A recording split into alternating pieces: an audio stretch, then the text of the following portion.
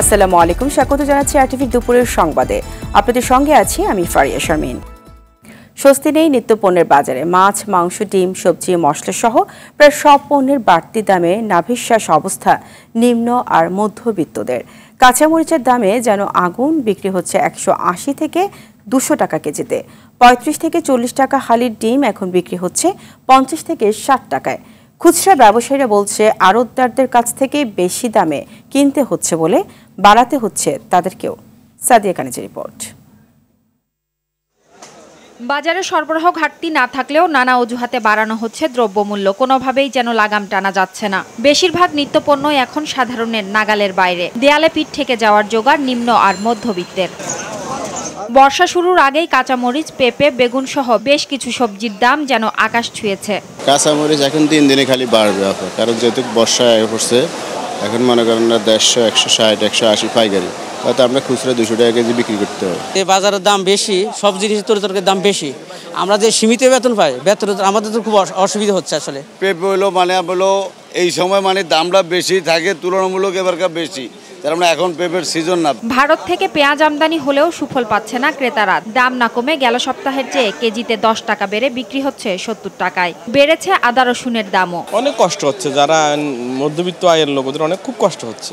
মাছের বাজারেও স্বস্তি নেই, বিক্রি হচ্ছে আগের বাড়তি দামেই। কয়েক গুণ বেড়েছে নদীর মাছের দাম। হঠাৎ করে নিয়ন্ত্রণহীন ডিম মুরগির বাজার। সপ্তাহের ব্যবধানে ব্রয়লার মুরগি কেজিতে বেড়েছে 20 থেকে 30 টাকা।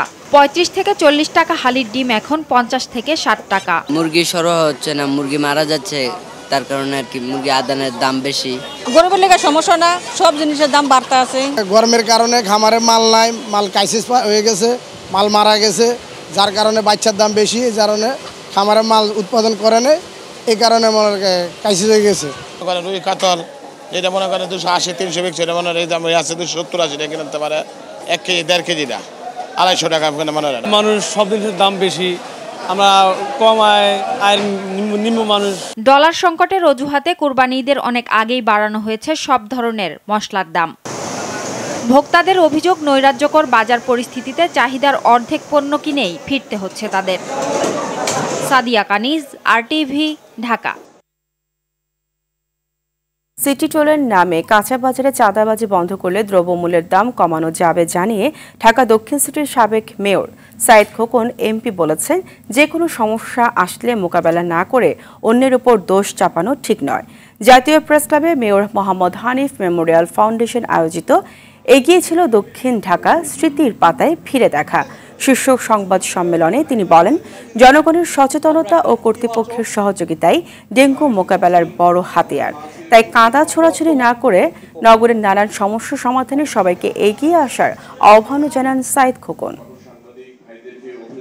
দ্রব্যমূল্যের ঊর্ধ্বগতি আমাদের মধ্যবিত্ত, নিম্ন মধ্যবিত্ত, গরিব মানুষকে তো বটেই, আমাদেরকে নাড়িয়ে দিয়েছে। সিটি টোলের নামে যে চাঁদাবাজি, এটা যদি বন্ধ করা যায় তাহলে এই স্বল্প আয়ের মানুষগুলো এই কাঁচা বাজারের জিনিস, শাক সবজি থেকে নিয়ে শুরু করে আমাদের ব্রয়লার মুরগি, আমাদের তেলাপিয়া মাছ কিংবা পাঙ্গাস মাছ, এটা আবার কমানো সম্ভব। তীব্র তাপদাহে অতিষ্ঠ জনজীবন। তবে তাপপ্রবাহের মধ্যেই শনিবার সকালে রাজধানীতে নামে স্বস্তির বৃষ্টি।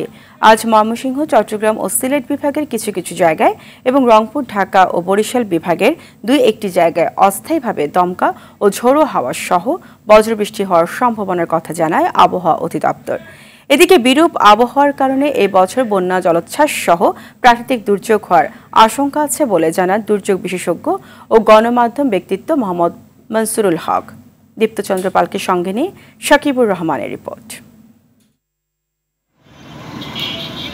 গেল কয়েকদিন হলো আবারও তাপপ্রবাহে দেশ, গরমে অতিষ্ঠ জনজীবন। তাপপ্রবাহের মধ্যেই শনিবার সকালে রাজধানীতে নামে স্বস্তির বৃষ্টি। তবে রাজধানীতে বৃষ্টি হলেও অনেক জেলায় এখনও বইছে তাপপ্রবাহ। এতে বিপাকে পড়েছেন কর্মজীবী থেকে শুরু করে খেটে খাওয়া মানুষ। আবহাওয়া অধিদপ্তর জানিয়েছে, কোথাও কোথাও বিক্ষিপ্তভাবে শিলাবৃষ্টি হওয়ার সম্ভাবনা আছে। এতে সারা দেশে দিন ও রাতের তাপমাত্রা 1 থেকে 2 ডিগ্রি সেলসিয়াস কমে যাবে। ময়মনসিংহ, সিলেট, ঢাকা, খুলনা এবং চট্টগ্রাম বিভাগের কিছু কিছু জায়গায় এবং রাজশাহী, রংপুর এবং বরিশাল বিভাগের 2-1 জায়গায় বৃষ্টিসহ বজ্রসহ বৃষ্টিপাতের সম্ভাবনা আছে। 48 ঘন্টার জন্য আমরা হিট অ্যালার্ট একটা দিয়েছিলাম। তো আজকে সারা দেশে কম বেশি বৃষ্টি হওয়ার কারণে অনেক জায়গা থেকেই এই তাপপ্রবাহটা প্রশমিত হওয়ার সম্ভাবনা আছে, তবে বিক্ষিপ্তভাবে কিছু জায়গায় হয়তোবা তাপপ্রবাহটা থাকতে পারে। আবহাওয়া অধিদপ্তরে বজ্রসহ বৃষ্টির সম্ভাবনার খবরের মধ্যেই টাঙ্গাইলের কালীহাতিতে বজ্রপাতে 2 ধান কাটা শ্রমিক নিহত হয়েছে।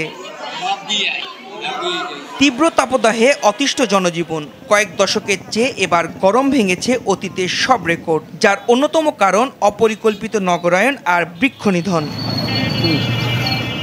দুর্যোগ বিশেষজ্ঞ ও গণমাধ্যম ব্যক্তিত্ব মোহাম্মদ মানসুরুল আলম বলেন, উন্নত বিশ্বে বেশি কার্বন ডাই অক্সাইড নিরসনের ফলে ক্ষতির মুখে পড়েছে বাংলাদেশের মতো দেশগুলো।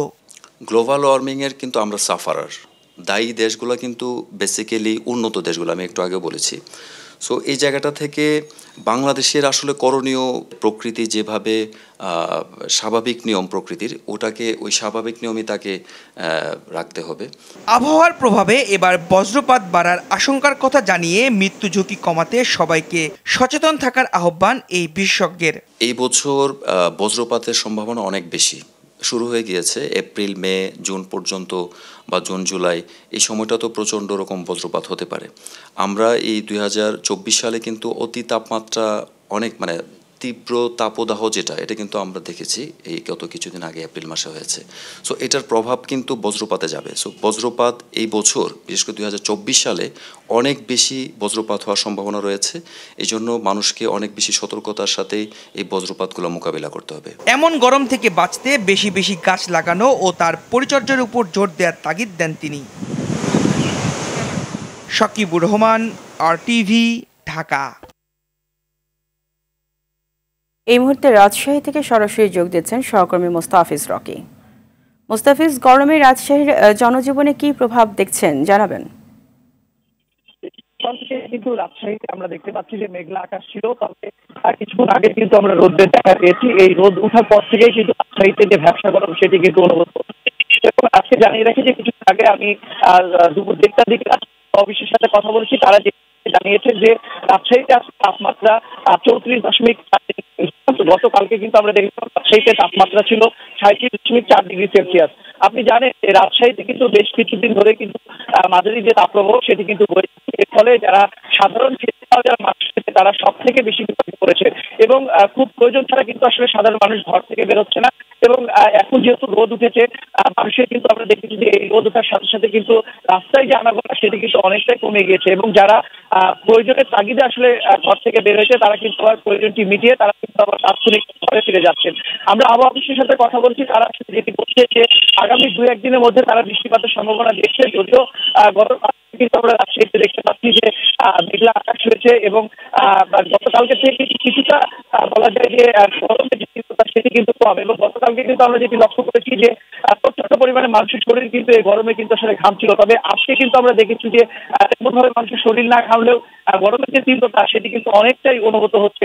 এবং আবহাওয়া অফিসের পক্ষ থেকে বলা হচ্ছে মাঝারি তাপপ্রবাহ বয়ে যাচ্ছে।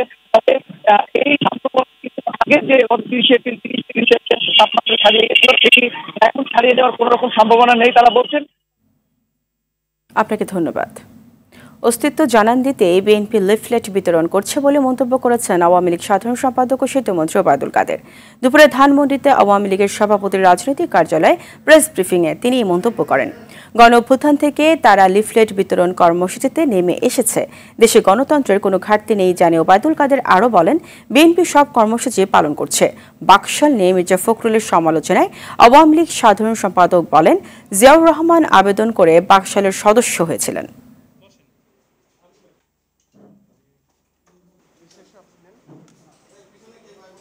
তারা আছে এটা বোঝানোর জন্য শেষ পর্যন্ত গণ অভ্যুত্থান থেকে লিফলেট বিতরণে আসতে হলো। এটাই মজার ব্যাপার। আমি মির্জা ফখরুলকে বলতে চাই, আপনাদের প্রতিষ্ঠাতা, আপনাদের নেতা জিয়াউর রহমান অফিসিয়ালি বঙ্গবন্ধুর কাছে আবেদন করে বাকশালের সদস্য হয়েছে। উপজেলা পরিষদের দ্বিতীয় ধাপে নির্বাচনের প্রচারে ব্যস্ত সময় পার করছে প্রার্থীরা। ভোটারদের উন্নয়নের প্রতিশ্রুতি দিয়ে কাছে টানতে বিভিন্ন এলাকা চষে বেড়াচ্ছেন তারা। দলীয় মনোনয়ন না থাকায় নির্বাচনে অংশ নেওয়া প্রার্থীদের অধিকাংশই ক্ষমতাসীন আওয়ামী লীগের। তবে সৎ যোগ্য প্রার্থী বাছাই করতে মুখিয়ে রয়েছে ভোটাররা। পটুয়াখালী প্রতিনিধি মুফতি সালাউদ্দিন ও পঞ্চগড় প্রতিনিধি হারুনুর রশিদের তথ্য ছবিতে বিস্তারিত ইমরুল কায়েসের রিপোর্টে। প্রার্থীদের প্রচারে জমে উঠেছে উপজেলা পরিষদের দ্বিতীয় ধাপের নির্বাচন। পটুয়াখালীর গলাচিপা, বাউফল ও দশমিনা উপজেলায় চেয়ারম্যান, ভাইস চেয়ারম্যান ও মহিলা ভাইস চেয়ারম্যান পদপ্রার্থীরা শেষ মুহূর্তের প্রচারে ব্যস্ত। উন্নয়নের নানা প্রতিশ্রুতি নিয়ে গণসংযোগ, উঠান বৈঠক ও লিফলেট বিতরণ সহ বিভিন্নভাবে ভোটারদের কাছে ভোট চাচ্ছেন। জেলার 3 উপজেলায় মোট প্রার্থী 30 জন, যার মধ্যে চেয়ারম্যান পদে 14 জন, ভাইস চেয়ারম্যান পদে 9 জন এবং মহিলা ভাইস চেয়ারম্যান পদে 7 জন প্রার্থী লড়ছেন। সমস্ত কর্মী ঘরে ঘরে যাচ্ছে, তাদের সবাই ভোট কেন্দ্রে আসে এবং ভোট কেন্দ্রে এসে তারা তাদের কাঙ্ক্ষিত ভোটটা প্রদান করে। আতঙ্ক সৃষ্টি করছে যে কোনোভাবেই আমার কোনো এজেন্ট অথবা আমার কোনো কর্মী কোনো সেন্টারে তারা থাকতে দিবে না। আমি বিশ্বাস করি এবার নির্বাচন 100% ফেয়ার হবে। আমি সেই বিশ্বাসের ভিত্তিতে আমি নির্বাচনটা করতে আসছি। আমি জনগণের পাশে ছিলাম, জনগণের পাশে থাকবো। এদিকে নির্বাচনী আমেজে জমজমাট পঞ্চগড়ের বোদা এবং দেবীগঞ্জ উপজেলা। মিছিল, মিটিং, উঠান বৈঠক করে ভোট চেয়ে ব্যস্ত সময় পার করছেন প্রার্থীরা, দিচ্ছেন উন্নয়নের প্রতিশ্রুতি। 2 উপজেলার 20টি ইউনিয়ন এবং 2টি পৌরসভায় চলছে প্রচার। তবে অভিযোগ উঠেছে নির্বাচনে কালো টাকার দৌরাত্ম্যের। কেউ কাউকে বাধা দিচ্ছে না, কেউ কাউকে হুমকি ধামকি দিচ্ছে না। নির্বাচনে সৎ যোগ্য প্রার্থী নির্বাচিত করতে মুখিয়ে ভোটাররা। হাকে ডাকে যাকে পাওয়া যাবে তাকে আমরা নির্বাচিত করব। ভালো শিক্ষা প্রতিষ্ঠান নাই, বোধা হসপিটাল নাই, বোধা হসপিটাল ভালো আইসিইউ ডাক্তার নাই, এই যেগুলো যদি আমাদের সম্পূর্ণগুলো থাকে। দুর্নীতি মুক্ত প্রার্থী যারা ঠিকভাবে পরিচালনা করতে হবে তাদেরকে করতে হবে। উপজেলা পরিষদ নির্বাচনে কোনো অনিয়মের অভিযোগ পেলে আইনি ব্যবস্থা নেওয়ার আশ্বাস এই কর্মকর্তার। আচরণ বিধি নির্ধারণ করে দেওয়া হয়েছে। সেক্ষেত্রে কোন প্রার্থী তার নির্বাচনী প্রচারণা এবং কার্যক্রম কিভাবে সম্পাদন করবেন এবং একইভাবে অন্য প্রার্থীর প্রতি তার আচরণ কেমন হবে সেটা কিন্তু একেবারে নির্ধারিত। কোনো অভিযোগ পেলে আমরা আইন অনুযায়ী ব্যবস্থা গ্রহণ করব। আগামী 21শে মে উপজেলা পরিষদ নির্বাচনের দ্বিতীয় ধাপের ভোট গ্রহণ। ইমরুল কায়েস, RTV। এই মুহূর্তে বাগেরহাট থেকে সরাসরি যোগ দিচ্ছেন সহকর্মী SM শামসুর রহমান। শামসুর রহমান, ভোটারদের কাছে টানতে প্রচারের সময় প্রার্থীরা কি প্রতিশ্রুতি দিচ্ছেন জানাবেন এবং এতে ভোটারদেরই বা প্রতিক্রিয়া কি? ফারিয়া, আপনি যেমনটি বলছিলেন, দ্বিতীয় ধাপে কিন্তু বাগেরহাটে 3টি উপজেলা পরিষদের নির্বাচন অনুষ্ঠিত হচ্ছে। একটি চিতলমারী, একটি মোল্লাহাট এবং একটি ফকিরহাট। এই 3টি উপজেলায় কিন্তু 9 জন প্রার্থী ছিলেন। এর মধ্যে কিন্তু একজন প্রার্থী যিনি ইতিমধ্যে কিন্তু সংবাদ সম্মেলনের মাধ্যমে চেয়ারম্যান প্রার্থী, উনি কিন্তু তার প্রার্থীতা প্রত্যাহার করেছেন। স্থানীয় সংসদ সদস্যের নাম ভাঙিয়ে প্রভাব বিস্তার করার অভিযোগে কিন্তু উনি সংবাদ সম্মেলনের মাধ্যমে ওনার প্রার্থীতা প্রত্যাহার করেছেন। তো এই মুহূর্তে দাঁড়িয়ে আছি আমি ফকিরহাট উপজেলায়। এই উপজেলায় কিন্তু 3 জন করে প্রার্থী রয়েছেন প্রতি পদে এবং 9 জন প্রার্থী। এর মধ্যে কিন্তু তারপরও কিন্তু আমরা শুনতে পেরেছি বর্তমান চেয়ারম্যান যিনি আছেন শোভন কুমার দাস এবং যে ওহিদুজ্জামান বাবু, এর দুজনের মধ্যে কিন্তু মূল প্রতিদ্বন্দ্বিতা হবে বলে আমরা ভোটারদের কাছে শুনতে পেরেছি। তাই ভোটাররা কিন্তু এই মুহূর্তে বলছেন যে তারা শান্তিপূর্ণ এবং সুষ্ঠু নির্বাচন চান। তারা কিন্তু চান না যে কোনো অশান্তি বা কোনো রকম প্রভাব বিস্তার হোক নির্বাচনে। তারা কিন্তু শান্তিপূর্ণ পরিবেশে ভোট দিতে চান এবং এই শান্তিপূর্ণ পরিবেশে ভোটের মাধ্যমে যিনি যুক্ত হবেন তাকেই তারা মেনে নেবেন, এমনটাই কিন্তু আমাদের বলছেন। এবং এখানে প্রার্থীদের কাছ থেকে কিন্তু আমরা সেরকম শুনেছি, প্রার্থীরাও কিন্তু আমাদের বলছেন যে তারাও শান্তিপূর্ণ নির্বাচন চান। কিন্তু শান্তিপূর্ণ নির্বাচন কতটা হবে এটাই নিয়ে কিন্তু জনগণের সংখ্যায় বিরাজ করছে এক ধরনের। আমি জেলা রিটার্নিং অফিসারের সাথে কথা বলেছিলাম, অরবিন্দ বিশ্বাস, উনি কিন্তু আমাদের বলেছেন যে শান্তিপূর্ণ নির্বাচনের জন্য সব রকমের প্রস্তুতি গ্রহণ করা হয়েছে। বাগেরহাট 3টি উপজেলা নির্বাচনে সব রকমের যে আইন শৃঙ্খলা রক্ষাকারী বাহিনী সহ সব রকমের বাহিনী কিন্তু এই ইতিমধ্যে কিন্তু নিয়োজিত করা হবে যথাসময়ে বলে কিন্তু জানিয়েছেন। রাখা হবে স্ট্রাইকিং ফোর্স এবং নির্বাহী এবং জুডিশিয়াল ম্যাজিস্ট্রেট। তো এই পর্যায়ে কিন্তু বাগেরহাটে সবাই শান্তিপূর্ণ পরিবেশের মাধ্যমে একটি সুষ্ঠু নির্বাচন হোক এবং সেই নির্বাচনে কিন্তু ভোটাররা যাকে ভোট দেবেন তারাই যেন বিজয়ী এবং তারাই কিন্তু জনগণের প্রত্যাশা পূরণ করে, এমনটাই কিন্তু প্রত্যাশা করছেন আমার কাছে। ফারিয়া, এটাই ছিল বাগেরহাট থেকে আমার কাছে সর্বশেষ। আপনাকে ধন্যবাদ। বঙ্গবন্ধু শেখ মুজিব মেডিকেল বিশ্ববিদ্যালয়ের সুপার স্পেশালাইজড হাসপাতালে 68 মেডিকেল অফিসার নিয়োগ নিয়ে প্রশ্ন ফাঁসের যে অভিযোগ উঠেছিল তাতে নতুন করে হাওয়া দিয়েছে সিসিটিভির একটি ফুটেজ, যেখানে দেখা যাচ্ছে মডারেশন কমিটির 2 শিক্ষক পেন ড্রাইভের মাধ্যমে কিছু সরিয়ে নিচ্ছে নিয়ন্ত্রণ কক্ষ থেকে। শিক্ষক নেতারা বলছে পেন ড্রাইভে প্রশ্ন চুরি করেছে তারা। খতিয়ে দেখে দ্রুত প্রতিবেদন দেওয়ার কথা জানিয়েছে তদন্ত কমিটি। খান আলামিনের রিপোর্ট। গত বছর 20 অক্টোবর বঙ্গবন্ধু শেখ মুজিব মেডিকেল বিশ্ববিদ্যালয়ের সুপার স্পেশালাইজড হাসপাতালে 68 মেডিকেল অফিসার নিয়োগের লিখিত পরীক্ষা হয়। তখনই বিশ্ববিদ্যালয়ের শিক্ষকদের একটি বড় অংশ ও স্বাধীনতা চিকিৎসক পরিষদের নেতারা প্রশ্ন ফাঁসের অভিযোগ এনে পরীক্ষা বাতিলের দাবি জানায়, কিন্তু শেষ পর্যন্ত তৎকালীন উপাচার্য নিয়োগ প্রক্রিয়া এগিয়ে নেন। এবার সে বিষয়টি নতুন করে আলোচনায়। এ সংক্রান্ত একটি সিসিটিভি ফুটেজ প্রকাশের পর থেকেই নিয়োগ বাতিলের দাবি আবারও উচ্চকণ্ঠ, যেখানে দেখা যায় গত বছরের 15 অক্টোবর বিশ্ববিদ্যালয়ের ফার্মাকোলজি বিভাগের সহযোগী অধ্যাপক ডাক্তার জাহিদুল ইসলাম ও কার্ডিওলজি বিভাগের সহযোগী অধ্যাপক ডাক্তার ফয়সাল ইবনে কবির নিয়োগ পরীক্ষার প্রশ্ন মডারেশন কক্ষে অবস্থান করছেন। বেলা 2:13 ডাক্তার জাহিদুল ইসলাম তার পকেট থেকে পেনড্রাইভ বের করে কম্পিউটার থেকে কিছু কপি করেন। 2:18 পেনড্রাইভ শার্টের পকেটে ঢুকিয়ে নেন। আন্দোলনরত শিক্ষক ও সচিব নেতারা বলছে, দুজন মিলে কম্পিউটার থেকে প্রশ্ন নিয়েছেন। তাদের বিরুদ্ধে আগেই প্রশ্ন ফাঁসের অভিযোগ ছিল। আমরা দেখতে পেলাম যে সকল শিক্ষক তৎকালীন ভাইস চ্যান্সেলরের খুব কাছের মানুষ, তারা যখন পরীক্ষার সঙ্গে জড়িত, প্রশ্নপত্রের সঙ্গে জড়িত, এবং যারা চান্স পেলেন যে সকল চিকিৎসক, তারাও কিন্তু এই সকল শিক্ষকদের কাছেরই মানুষ ছিলেন। সুতরাং এটা বলাই যায় নির্দ্বিধায় যে অবশ্যই এই প্রশ্ন আউট হয়েছে। অভিযোগের বিষয়ে দুই শিক্ষকের সাথে নানাভাবে যোগাযোগের চেষ্টা করেও বক্তব্য জানা সম্ভব হয়নি। তবে তদন্ত কমিটির কাছে নিজেদের বক্তব্য তুলে ধরেছে তারা। তাদের বক্তব্য হলো যে এই পেনড্রাইভটা অফিসিয়ালি ছিল এবং এই পেনড্রাইভের মধ্যে বেসিক্যালি আমরা আলাদা করে রাখছি যাতে এইটা মিসিং না হয় অথবা আমি ভুলে না যাই, এবং বলতে এটা আমরা আবার লাস্টলি জমা দিয়ে যাই। নিয়ম অনুযায়ী পরীক্ষার মডারেশনের দায়িত্বে থাকা ব্যক্তিরা মডারেশন কক্ষে মোবাইল ফোন, ক্যামেরা, পেনড্রাইভের মতো ডিভাইস নিয়ে ঢুকতে পারে না। কক্ষে প্রবেশের আগে তাদের দেহ তল্লাশি করা হয়। তদন্ত কমিটি এসব বিষয় মাথায় নিয়ে প্রতিবেদন তৈরি করছে বলে জানান এই সদস্য। আমরা সবচেয়ে বেশি ইম্পর্টেন্ট জোর দিচ্ছি এখন যে অভিযোগটা আসছে যে কোশ্চেনগুলি আউট হয়ে গেছে, মানে প্রাইমারি মডারেশনে সবগুলি কোশ্চেন আউট হয়ে গেছে, সেটা ওই 15 মিনিটের মধ্যে ওই দিন কি হয়েছে এই কাজটা আমরা বের করতে চাচ্ছি। এটা বের হলে আমাদের বের হয়ে যাবে আসল। কমিটির 80% কাজ সম্পন্ন জানিয়ে তিনি বলেন, সপ্তাহ খানেকের মধ্যে ঊর্ধ্বতন কর্তৃপক্ষের কাছে প্রতিবেদন জমা দেওয়া হবে। তারা কেন এই কারণে এটা ডিসিশন না হলে আমরা নিয়োগটা দিতে পারতেছি না। এখন খান আলামিন, RTV, ঢাকা। প্রতিরক্ষা ক্রয় মহাপরিদপ্তরে ঔষধ ও মেডিকেল সামগ্রী কেনাকাটার প্রক্রিয়ায় প্রতারণা ও জালিয়াতি চক্রের মূল হোতা সহ 2 জনকে গ্রেপ্তার করেছে র্যাব 1। শুক্রবার রাজধানীর মানিকাদি ও দিয়াবাড়ি এলাকায় অভিযান চালিয়ে নকল সরবরাহকারী ও প্রতারক চক্রের নাজমুল ও ফারুককে গ্রেপ্তার করে র্যাব জানায়, চক্রটি প্রতিরক্ষা ক্রয় মহাপরিদপ্তরের বিদেশের একটি কোম্পানির যুক্তরাষ্ট্রের নামে ভুয়া এবং জাল সনদপত্র তৈরি করে সশস্ত্র বাহিনীর জন্য মেডিকেল যন্ত্রপাতি বিক্রয়ের দরপত্রে অংশগ্রহণ করে। পরে প্রতারণার বিষয়টি র্যাব 1-এর দৃষ্টিতে এলে তাদের গ্রেপ্তারে তৎপর হয় সংস্থাটি।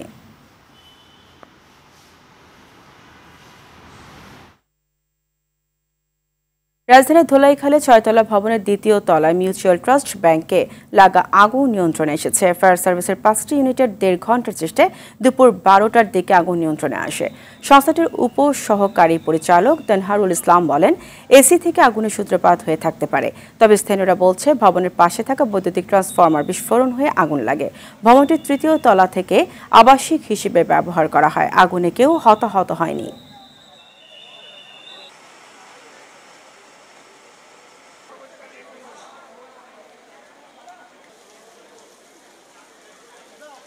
দেখলাম কি এখানে টেনা সুইটার বাস্ট মারার সাথে সাথে আগুন ভিতরে কোনো এসিতে আগুন ধরে গেছে। পরে আমি যা আছে 3 তলা থেকে 4 তলা 5 তলা 6 তলা মানুষ নিয়ে আরেক বাড়ির ছাদ টপকায়া সবাই নামায়া এসিটার মধ্যে ধোয়া বেরোচ্ছে এবং আমাদের যে ফায়ার ফাইটাররা যে অফিসার আছে সবাই মিলে সেখানে আগুনটা নির্বাপন করছে। এখন ধোঁয়াটা আউট করা হচ্ছে, ভিতরে ধোঁয়া আছে, আগুন আর এখন ভিতরে নাই। রাঙ্গামাটির লংদুতে প্রতিপক্ষের হামলা ইউপিডিএফ-এর 2 সদস্য নিহত হয়েছে। সকালে উপজেলার লঙ্গু ইউনিয়নের মনপতি এলাকায় এই হত্যাকাণ্ড ঘটে। পুলিশ জানায়, সকালে মনপতি বাজার এলাকায় জেএসএস সন্তু লার্মা গ্রুপের 10 থেকে 12 জন সশস্ত্র সদস্য ইউপিডিএফ-এর পোষিত গ্রুপের উপর হামলা চালায়। হামলায় ইউপিডিএফ-এর পোষিত গ্রুপের চাঁদা কালেক্টর তিনক চাকমা ও স্থানীয় পাহাড়ি ধন্যমতি চাকমা গুলিবিদ্ধ হয়ে ঘটনাস্থলে নিহত হয়। একজন প্রত্যক্ষদর্শী উনি হাত জীবনযাত্রার ব্যয় বৃদ্ধির প্রেক্ষিতে নবম জাতীয় বেতন স্কেল ঘোষণা সহ ৬ দফা দাবিতে সংবাদ সম্মেলন করেছে বাংলাদেশ তৃতীয় শ্রেণীর সরকারি কর্মচারী সমিতি। বৈষম্যহীন বেতন স্কেলের দাবিতে সকালে ঢাকা রিপোর্টার্স ইউনিটিতে এ আয়োজন করা হয়। এ সময় উচ্চপদস্থ কর্মকর্তাদের তুলনায় বেতন বৃদ্ধির হার কম অভিযোগ করে মহাসচিব ছালজার রহমান বলেন, বেতন বৈষম্য দূর করে নবম জাতীয় স্কেলে প্রণয়ন করতে হবে। নিত্যপণ্যের মূল্য বৃদ্ধির হারের সঙ্গে সামঞ্জস্য রেখে বেতন বাড়ানোর দাবি জানান তারা। এ সময় নবম জাতীয় পে স্কেলে 20টি গ্রেড পরিবর্তন করে 10টি গ্রেড করার দাবি জানানো হয়। সমগ্র চাকরি জীবনে 2টি স্কেল পরিবর্তন করা হয়, 10 বছর পরে একটি স্কেল পরিবর্তন করা হয়। সেখানে একজন কর্মচারীর বেতন বৃদ্ধি পায় মাত্র 10 টাকা, 12 টাকা, 15 টাকা। আসলে 10 বছর পরে একজন কর্মচারীর 15 টাকা বেতন বৃদ্ধি, আসলে এটা আমাদের সাথে তামাশা করা ছাড়া আমার মনে হয় এটা যৌক্তিক করেছে বলে মনে হয় না। নিলামের রেকর্ড দামে বিক্রি হলো মেসি ও বার্সার মধ্যকার চুক্তির আলোচিত ন্যাপকিন পেপার। শুক্রবার প্রায় 11.5 কোটি টাকায় ন্যাপকিন পেপারটি বিক্রি হয় বলে জানিয়েছে নিলাম সংস্থা বোনহামস। মেসি বার্সা চুক্তির এই ঐতিহাসিক ন্যাপকিন পেপারের ভিত্তি মূল্য ধরা হয়েছিল $3 লক্ষ। বিস্তারিত মাহফুজুল ইসলামের রিপোর্টে। সেই 2000 সালে 13 বছর বয়সী লিওনেল মেসিকে বার্সার ডেরায় ফেরাতে কি কাণ্ডটাই না করেছিল সে সময়ের ক্লাব কর্তারা। মেসিতে মুগ্ধ সে সময়ের বার্সা কর্তারা সে বছরের 14 ডিসেম্বর বার্সেলোনা টেনিস ক্লাবে মেসির সঙ্গে চুক্তি করেছিলেন, আর সে চুক্তিটি হয়েছিল একটি ন্যাপকিন পেপারে। এই গল্প আপনারা অনেকেই জানেন। 13 বছর বয়সী মেসির লুকায়িত ফুটবল মেধাকে ঠিক দেখে ফেলেছিলেন সে সময়ের বার্সা কর্তারা। তাকে যাতে অন্য কোনো ক্লাব নিতে না পারে সেজন্য তাড়াহুড়ো করে একটি ন্যাপকিন পেপারের উপর সেই চুক্তি করা হয়েছিল। গত ফেব্রুয়ারিতেই ঘোষণা হয়েছিল ঐতিহাসিক সেই ন্যাপকিন পেপার মার্চে নিলামে তুলবে ব্রিটিশ নিলাম প্রতিষ্ঠান বোনহামস। চলতি বছর মার্চে বার্তা সংস্থা AFPর খবরে বলা হয়েছিল নিলামে ন্যাপকিন পেপারটির দাম উঠতে পারে $6,35,000 পর্যন্ত। বাস্তবে সে দামকেও ছাড়িয়ে গেল। বোনহামস জানিয়েছে $3 লাখ ভিত্তিমূল্যের ন্যাপকিন পেপারটি নিলামে $9,65,000 বা বাংলাদেশি টাকায় প্রায় 11,29,00,000 টাকায় বিক্রি হয়েছে।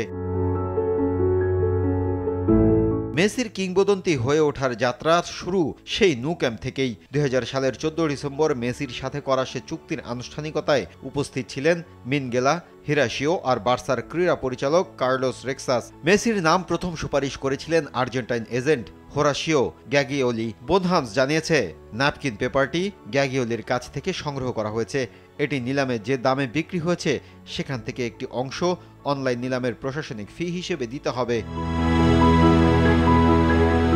চুক্তির শুরুতে অবশ্য কিছুটা বাদ সেধেছিলেন মেসির বাবা হোর্হে মেসি। তিনি তার ছেলেকে আর্জেন্টিনায় ফিরিয়ে নিয়ে যাওয়ার হুমকি দিয়েছিলেন। তবে হোর্হেকে আশ্বস্ত করতে বার্সা তড়িঘড়ি করে ন্যাপকিন পেপারে চুক্তি সম্পন্ন করে। সেই ন্যাপকিন পেপারে গ্যাগিওলি, মিনগেলা ও রেক্সার্সের সই আছে। সেখানেও আছে এক মজার ঘটনা। বার্সার সেই সময়ের ক্রীড়া পরিচালক রেক্সার্স সে সময় ঘটনাস্থলে একজন ওয়েটারের কাছে কাগজ চেয়েছিলেন, কিন্তু সেই ওয়েটার হাতের সামনে কোনো কাগজ না পেয়ে সামনে থাকা ন্যাপকিন তুলে দেন রেক্সার্সের হাতে। ব্যাস, এরপরে এই ন্যাপকিনেই চুক্তি সেরে নিয়ে ইতিহাস তৈরি করে মেসি ও বার্সেলোনা। সেই ন্যাপকিন এবার নিলামে বিক্রি হলো রেকর্ড দামে। মেসির বার্সা অধ্যায় শেষ হওয়ার পর এই ন্যাপকিন নিলামে ওঠার গুঞ্জন ওঠে। চলতি বছরের শুরুর দিকে সবকিছু প্রকাশ্য হয়। বার্সার হয়ে 4 বারের চ্যাম্পিয়ন্স লিগ, 10 বার লা লিগা জয়ের পর 2021 সালে মেসি পিএসজিতে যোগ দেন। এরপর গত বছর মেসি যোগ দেন যুক্তরাষ্ট্রের মেজর লিগ সকারের ক্লাব ইন্টার মায়ামিতে। মাহফুজুল ইসলাম, RTV। দুপুরের সংবাদ এই পর্যন্ত। সবশেষ সংবাদ জানতে যে কোনো মোবাইল ফোন থেকে 24141 নম্বরে ডায়াল করুন। জেলা সংবাদ বিকেল 4:45টায় দেখার আমন্ত্রণ রইল। ধন্যবাদ সবাইকে।